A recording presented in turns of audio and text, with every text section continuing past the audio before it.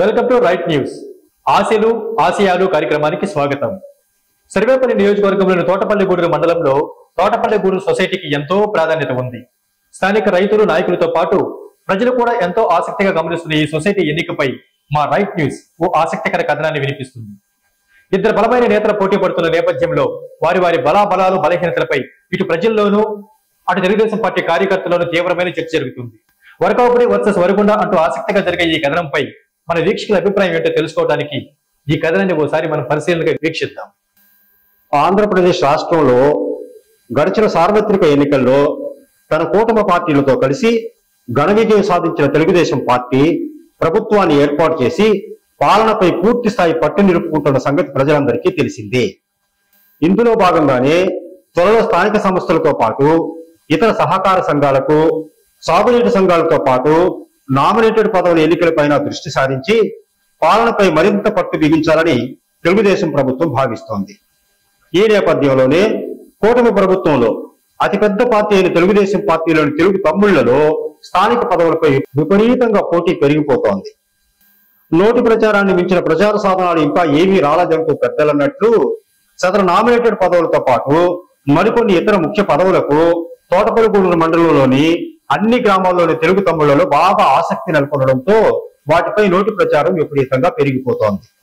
తోటపల్లిగూడూరు మండలంలో ప్రధానంగా 2 వ్యవసాయ పరపతి సంఘాలు ఉన్నాయి.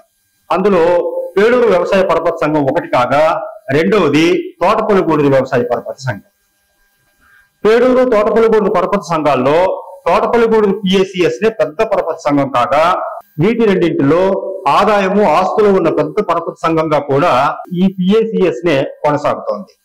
కనుకనే సహజంగా తోటపల్లిగూడూరు వ్యవసాయ పరపతి సంఘానికి పోటీ ఎక్కువగా ఉంటుంది. ఒక్కసారైనా ఈ పరపతి సంఘానికి అధ్యక్షుడిగా పనిచేయాలని దీని పరిధిలోని ఆసక్తి ఉన్న ప్రతి నేతకు ఆశగా ఉంటుంది. తోటపల్లిగూడూరు వ్యవసాయ పరపతి సంఘానికి వరిగొండ, సాలిపేట, ఈతూరు లాంటి గ్రామాల్లో ఆస్తులున్నాయి. వీటితో పాటు గత ప్రభుత్వ హయాంలో నిర్మించిన మరో 3 గోడౌన్లు కూడా దీని పరిధిలోనే ఉన్నట్టు సమాచారం. రైతులతో నేరుగా ప్రత్యక్ష సంబంధాలు ఉండడం, ఆర్థికపరమైన లావాదేవీలలో ఇటు రైతులకు అటు ప్రభుత్వానికి మధ్య వారధిలా ఉండడం, రైతుల వ్యవసాయ క్షేత్రాలకు సంబంధించి అనేక బహుళ ప్రయోజనాలు పరపతి సంఘాలతో నేరుగా కొనసాగుతుండడంతో ఈ పరపతి సంఘానికి పోటీ పడడం వలన తమ పరపతిని కూడా పెంచుకోవచ్చని స్థానిక నేతలు భావిస్తున్నారని విశ్వసనీయ వర్గాల బోగట్ట. ఇక ఈ పరపతి సంఘానికి సంబంధించి వరిగొండ గ్రామానికి చెందిన తెలుగుదేశం సీనియర్ నేత కోడూరు శ్రీనివాసరెడ్డి అంటే బాబిరెడ్డి, వరకవపూడి గ్రామానికి చెందిన తోటపల్లిగూడూరు మండల తెలుగుదేశం పార్టీ అధ్యక్షుడు సన్నారెడ్డి సురేష్ రెడ్డిలు పోటీ పడుతున్నట్లు విపరీతంగా ప్రచారం నడుస్తోంది. ఒకే సామాజిక వర్గానికి చెందిన ఈ ఇద్దరు నేతలకు ప్రస్తుత ఎమ్మెల్యే సోమిరెడ్డి చంద్రమోహన్ రెడ్డి దగ్గర పరపతి బాగానే ఉన్నట్లు, అయితే ఎవరి బలానికి తగ్గట్లు వారు ప్రచారం చేసుకుంటున్నట్లు సమాచారం. వరిగొండకు చెందిన బాబిరెడ్డి గతంలో 2 సార్లు ఈ సొసైటీకి అధ్యక్షుడిగా పనిచేయడం వలన దానిని బాగా అభివృద్ధి చేయడంతో మంచి మార్కులు సంపాదించినట్లు పలువురు టీడీపీ నేతలు చెప్పుకొస్తుంటారు. అయితే ప్రస్తుత టీపీ గూడూరు మండల టీడీపీ అధ్యక్షుడు సన్నారెడ్డి సురేష్ రెడ్డికి కూడా దీనిపై బాగా అవగాహన ఉన్నట్లు, అవకాశం ఇస్తే ఆయన మరో కోణంలో దీనిని విభిన్నంగా అభివృద్ధి చేస్తాననడంలో సందేహం లేదన్నట్లు ఆయన అనుచరగణం చెప్పుకొస్తున్నారు.